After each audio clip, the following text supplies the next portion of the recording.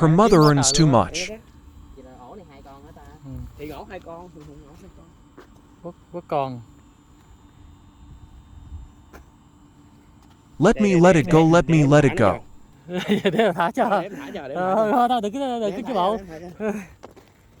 Thả nó về gần nha. Release this bird into the wild. Check what this bird is and release it back into the wild. Kiểm tra cái gì? Trên có bị gì không? Trời nó. Bị gì không? Đâu có bị gì đâu. Có. Cánh. Rồi cái con này chắc vài bữa nữa biết bài.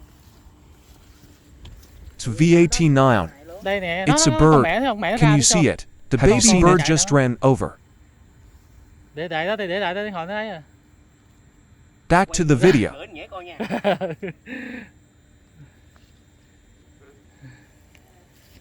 Nó